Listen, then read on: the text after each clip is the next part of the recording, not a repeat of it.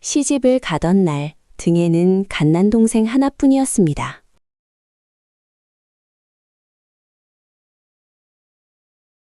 제가 시집을 오던 날 산길 내내 이를 악물었습니다. 험한 돌길에 발이 걸릴 때마다 등 위에 칠봉이가 흔들렸거든요. 그럴 때마다 저는 걸음을 멈추고 포대기를 고쳐 묶으며 등 뒤에 대고 속삭였습니다. 괜찮다, 칠봉아. 누나 여기 있다. 칠봉이는 생후 2달이 채 되지 않은 아이였는데도 산길 내내 한 번도 울지 않았어요. 그 작은 체온이 등줄기를 타고 스며올 때마다 저는 비로소 다시 발을 뗄 수 있었습니다. 앞서 걷던 매파 아주머니가 고갯마루에서 뒤를 돌아보며 말했습니다. 분이야, 저기 보인다. 소나무 숲 사이로 기와 지붕 하나가 보였어요. 저는 그 자리에서 잠깐 멈춰 섰습니다. 그리고 크게 숨을 한번 들이쉬었습니다. 홀레복도 없었습니다. 물론 패백 음식도 없었지요. 낡은 무명 저고리에 칠봉이를 업은 포대기, 그게 제 전부였어요. 그래도 혼인은 혼인이었습니다. 사주도 넣었고 택일도 받았습니다. 다만 양가 모두 비난한 형편이라 예를 갖출 여유가 없었을 뿐이지요. 맞아요. 저는 이 집의 며느리로 들어가는 것이었습니다. 대문 밖에 시어머님이 나와 서 계셨습니다. 저는 시어머님을 보자마자 앞에 가서 무릎을 꿇었어요. 시어머님의 눈이 제 얼굴을 천천히 훑더니 등 위에 포대기에서 딱 멈췄습니다. 저게 무엇냐? 차갑고 날카로운 목소리였습니다. 어미 아비 없는 동생입니다. 어머님. 제가 데리고 왔습니다. 말을 채 끝내기도 전에 시어머님의 얼굴이 돌처럼 굳었습니다. 매파가 이런 말은 한마디도 안 했는데. 매파 아주머니가 슬그머니 저 뒤로 물러서는 기척이 느껴졌습니다. 바로 그 순간이었습니다. 칠봉이가 잠에서 깨어 울음을 터뜨렸습니다. 으아! 갓난아기의 울음소리가 대문 안쪽 마당까지 쩌렁쩌렁 울렸습니다. 저는 가슴이 턱 막혀 아무 말도 할 수가 없었어요.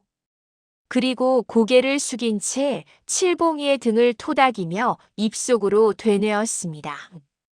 울지 마라, 칠봉아. 제발 울지 마라. 원래 첫날부터 이게 무슨 꼴이냐? 시어머님이 치마를 걷어 올리며 안으로 들어가 버리셨습니다. 저는 한참을 그 자리에 무릎 꿇고 앉아 있었어요. 한참을 있다 보니 매파 아주머니도 이미 보이지 않았어요. 그 넓은 마당에 저와 칠봉이만 남았습니다. 매파는 저희에게 며느리라고 했습니다. 그리고 저는 이 집 사람이라 했습니다. 그런데 문은 닫혀 있고 마당에는 저희 둘뿐이었습니다. 한참을 토닥여주니 칠봉이가 울음을 멈추었습니다. 그리고는 눈을 동그랗게 뜨고 마당을 두리번거렸습니다. 그런데 아이는 겁먹은 눈이 아니었어요. 처음 보는 세상이 신기하다는 듯 호기심이 가득 담긴 눈이었습니다. 저는 그 맑은 눈을 보고 나서야 겨우 가슴에 숨이 돌아왔어요. 그날부터 제 하루는 해 뜨기 전에 시작되었습니다. 아궁이에 불을 지피고 우물물을 길어 나르고 마당을 쓸었습니다. 이렇게 하는 것이 며느리의 도리라 생각했거든요. 아무리 서럽더라도 시집에 와서 해야 할 일은 해야 한다고 그렇게 스스로를 다잡았습니다. 칠봉이는 광 한쪽 구석에 거적을 깔아 눕혀 두었는데 시어머님은 칠봉이의 울음소리만 들리면 어김없이 소리를 지르셨어요. 재수없는 울음소리 어디서 나는 거냐? 얼른 틀어막아라. 그러면 저는 손도 씻을 새 없이 달려가 말라붙은 젖꼭지를 칠봉이 입에 물리고 소리가 새어나가지 않게 이불자락으로 아이를 감싸 안았습니다.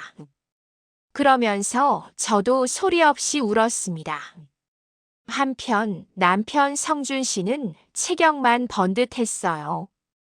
그럼에도 제가 칠봉이를 등에 업고 물동이를 나르는 걸 뻔히 보고도 헛기침 한번 하고 사랑방으로 들어갔습니다. 어머니 비위는 내가 알아서 맞춰. 나는 모른다. 그것이 서방님한테서 처음으로 들은 말이었습니다. 그리고 돌이켜보면 가장 솔직한 말이기도 했어요. 그래도 칠봉이는 참으로 신기한 아이였습니다. 그 모진 구박 속에서도 제가 눈물을 보이면 어느새 울음을 뚝 멈추었거든요. 그리고는 작은 손으로 제 뺨을 툭 건드렸습니다. 마치 제 마음을 다 알고 있다는 듯이요. 그럴 때마다 생각했습니다. 이 아이 하나를 살려내는 것, 그것이 이 집에서 내가 버텨야 할 유일한 이유라고. 아버지가 돌아가시기 전에 하셨던 말씀이 귓가에 맴돌았어요. 분아, 저 아이는 내 짐이 아니다. 내가 이 세상에 뿌리를 내릴 버팀목이 될게요. 그때는 그저 아버지의 마지막 바람이라고만 여겼습니다. 설마 그 한마디가 이토록 깊은 뜻을 품고 있을 줄은 꿈에도 몰랐더랬지요. 그런데 그날 저녁이었습니다. 사랑방 쪽에서 이상한 소리가 흘러들었어요.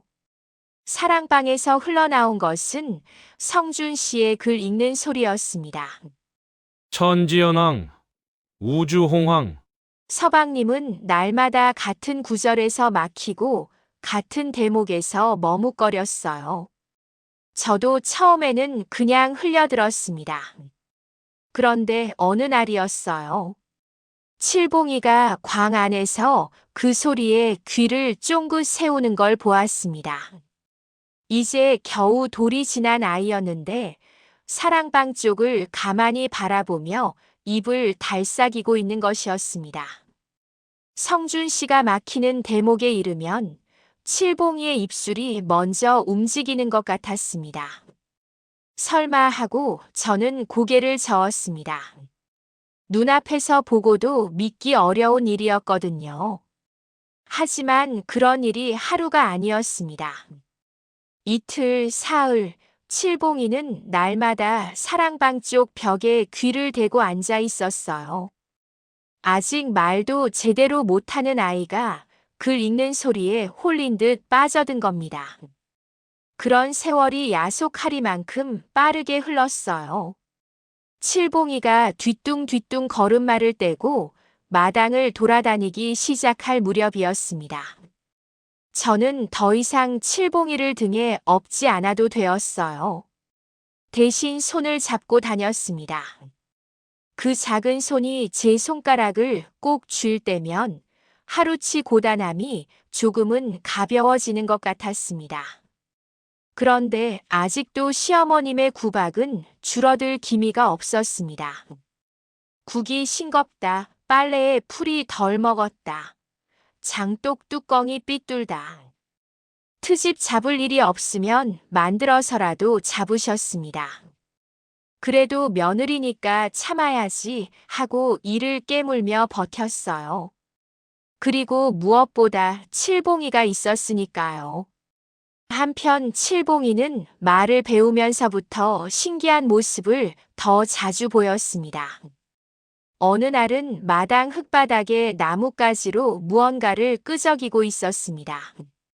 제가 이게 뭐야? 하고 물으니 칠봉이는 고개를 갸웃거리며 말했습니다. 형아가 맨날 읽는 거 소리가 이렇게 생긴 것 같아서. 아이는 글자가 맞는지 틀린지도 모른 채로 그냥 귀로 들은 소리를 손으로 흉내낸 것이었습니다. 그런데 신기하게도 모양이 제법 닮아 있었습니다. 저는 이상하게도 그게 무서웠어요. 놀라움이 아니라 이 아이가 가진 것이 두려웠습니다.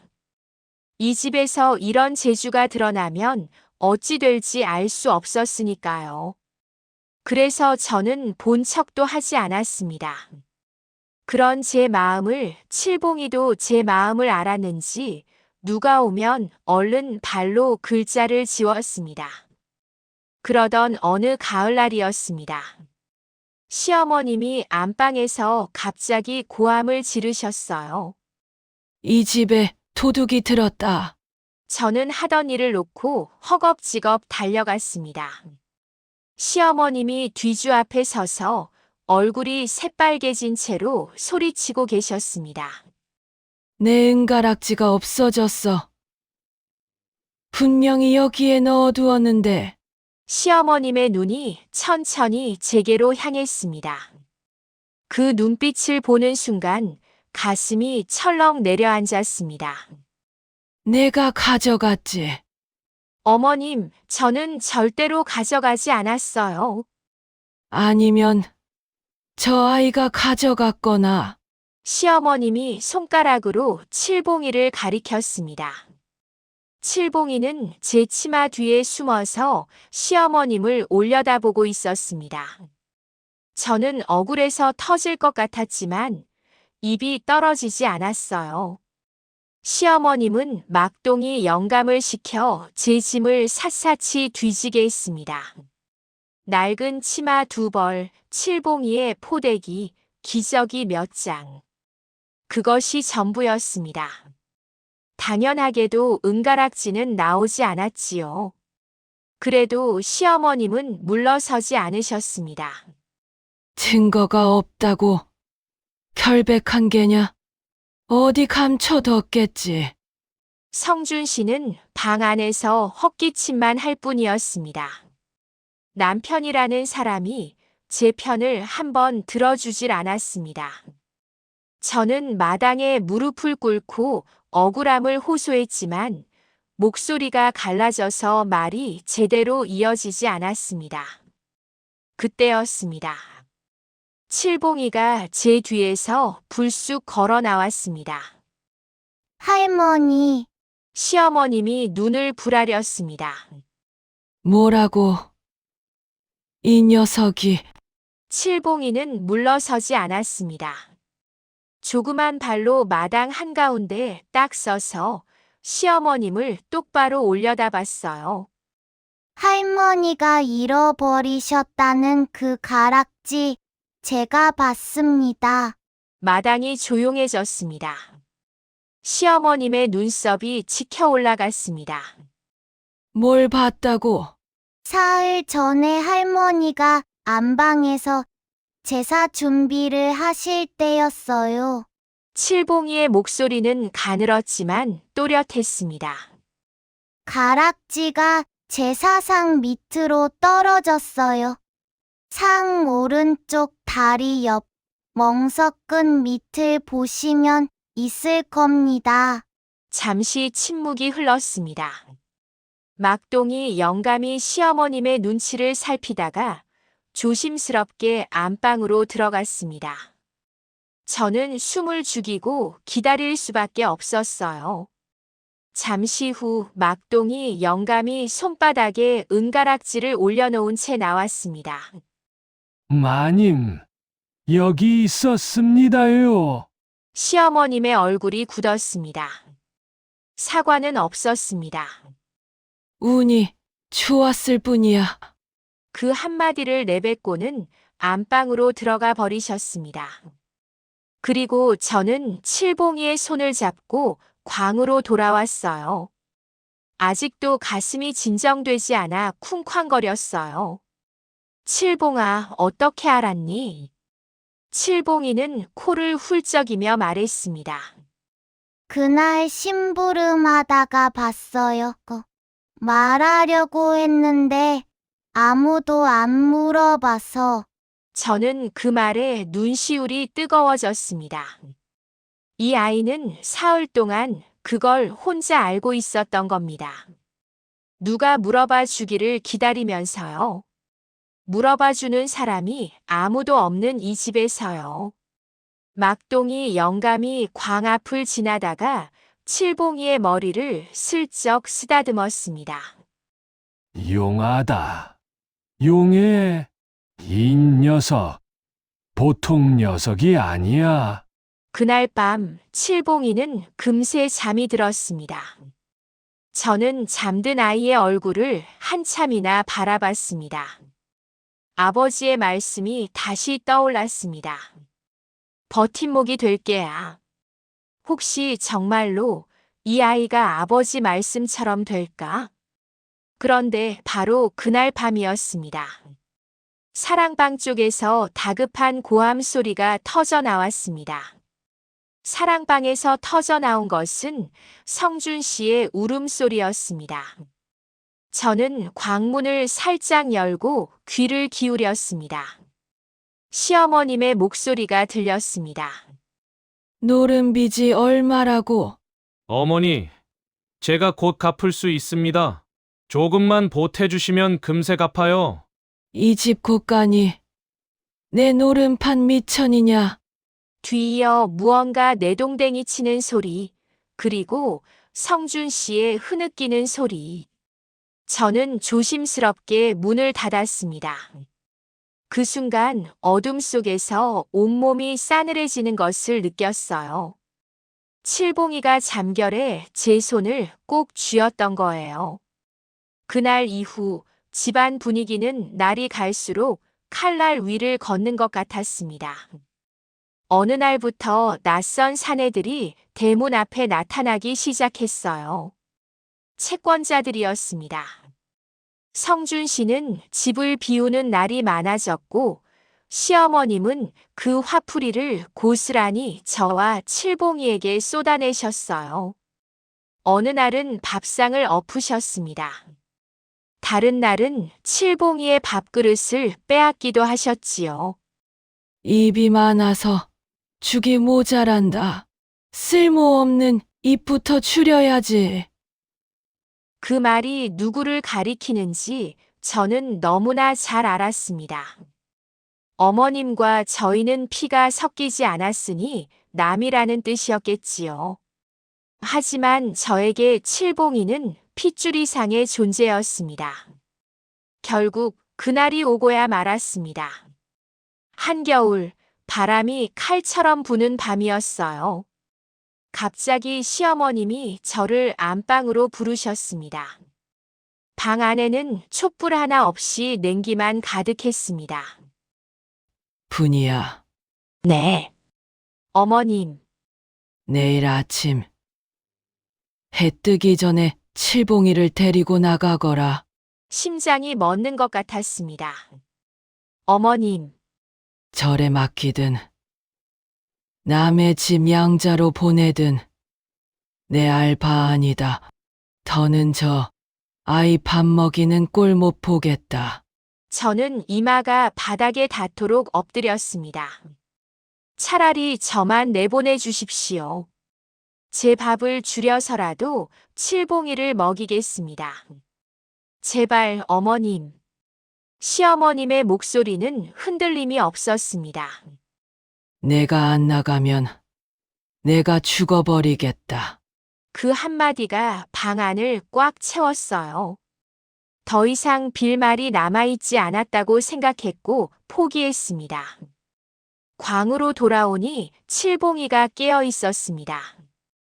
그 아이는 거적 위에 앉아서 두 무릎을 끌어안은 채 어둠 속에서 저를 바라보고 있었어요. 저는 얼른 눈물을 훔치고 웃어 보였습니다. 칠봉아, 왜 안 자고? 누나, 울었지? 아니야. 연기가 눈에 들어갔나 봐. 칠봉이는 잠시 저를 말없이 바라보았습니다. 그러더니 천천히 기어와서 제 품으로 파고들었어요. 누나, 나 때문에 힘들지? 가슴 한가운데가 무너지는 것 같았습니다. 이 아이는 다 알고 있었습니다. 저는 칠봉이를 꼭 끌어안았습니다. 뜨거운 것이 눈에서 멈추지 않고 흘러내렸어요. 아니야. 절대 아니야. 너는 내 목숨이야, 칠봉아. 이튿날 새벽 해가 뜨기도 전이었습니다. 저는 칠봉이를 포대기에 업었습니다. 시집 오던 날 등에 묶었던 바로 그 포대기였습니다. 낡고 해져서 자꾸 올이 풀렸지만 차마 버리지 못하고 간직해온 것이었어요. 칠봉이가 등에 업히며 물었습니다. 누나, 어디가? 응, 좋은 데 가자. 따뜻하고 배부른 데로. 당연히 거짓말이었지요. 어디로 가야 할지 저도 몰랐습니다. 그저 이 아이를 데리고 한 걸음이라도 걸어야겠다는 것, 그것만 본능적으로 알았습니다. 뒷문을 나서니 하늘이 아직 어두웠고 눈이 소복이 쌓인 산길이 저희 앞에 길게 놓여 있었습니다. 발자국이 생길 때마다 뽀드득 소리가 났어요. 그 순간 문득 시집 오던 날이 떠올랐습니다. 같은 산길이었고 같은 포대기에 같은 아이를 업고 있었습니다. 한 가지 다른 것은 그때는 앞에 매파 아주머니라도 있었는데 이번에는 아무도 없었습니다. 한참을 걷다가 산 중턱에 이르렀을 때였어요. 칠봉이가 갑자기 말했어요. 누나, 나 내려줘. 왜? 추운데. 저기 가봐야 해. 칠봉이가 산길 옆 비탈을 손으로 가리켰습니다. 눈이 하얗게 쌓여 있어야 할 곳인데 그곳만 유독 눈이 녹아 있었어요. 거무스름한 땅이 드러나 있고 그 위로 가느다란 김이 실처럼 피어오르고 있었습니다. 저는 무심코 지나칠 뻔한 것을 이 아이가 먼저 알아챈 겁니다. 위험해, 칠봉아. 어딘지도 모르는데. 아니야. 누나, 칠봉이가 등에서 내려서며 저를 돌아봤어요. 그때 그 아이의 눈빛이 평소와는 조금 달라 보였어요. 저기가 우리가 살 곳이야. 칠봉이가 앞장서서 비탈을 내려갔습니다. 의아했지만 저는 반신반의하며 뒤를 따랐어요. 그런데 가까이 다가갈수록 신기한 일이 벌어졌습니다. 발밑이 따뜻했지 뭡니까? 한겨울 눈밭 한가운데에서 그 땅만 온기를 품고 있었어요. 칠봉이는 무릎을 꿇고 땅에 귀를 갖다 대었습니다. 그러더니 흙 한 움큼을 집어 코에 가져갔습니다. 누나, 여기 밑에 온천이 있어. 온천? 내가 그걸 어떻게 아니? 칠봉이가 흙을 털며 말했습니다. 서방님이 읽던 책에서 들었어. 뭔가 따뜻한 땅 얘기가 나왔는데 정확히는 모르겠는데 냄새가 거기서 설명하던 그거랑 비슷해. 10살짜리 아이가 기억을 더듬으며 하는 말이었습니다. 당연히 틀릴 수도 있다고 생각했어요. 하지만 저는 칠봉이의 손을 잡았습니다. 지금까지 이 아이의 얘기가 틀린 적이 없었습니다. 적어도 제가 아는 한은요. 그때였어요. 저 위쪽에서 횃불빛이 번쩍였습니다.